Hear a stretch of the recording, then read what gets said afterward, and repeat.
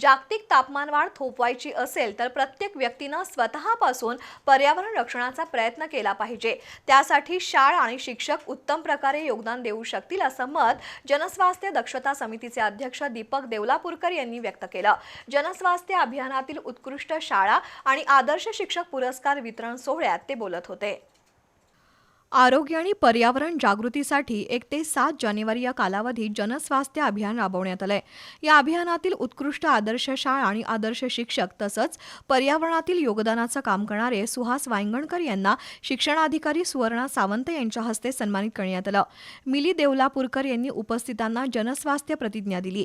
1 ते 7 जानेवारी या कालावधीत सुमारे 800 माध्यमिक विद्यालयातून जनस्वास्थ्य अभियान उत्स्फूर्तपणे राबवल्याची माहिती RY पाटील यांनी दिली।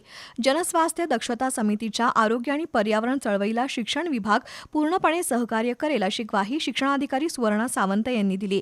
जागतिक तापमानात मोठ्या प्रमाणात वाढ होत आहे। ही तापमानवाढ थोपवायची असेल तर प्रत्येकानं स्वतःपासून पर्यावरण रक्षणाचा प्रयत्न केला पाहिजे असं मत दीपक देवलापूरकर यांनी व्यक्त केलं। दरवर्षी जनस्वास्थ्य अभियान अधिक व्यापकपणे राबवण्यासाठी कोल्हापूर जिल्हा मुख्याध्यापक संघ नियोजनात पुढाकार घेईल असं मिलिंद पांगिरेकर यांनी नमूद केलं। कार्यक्रम यशस्वी करण्यासाठी अजय अकोळकर यांनी विशेष परिश्रम घेतले।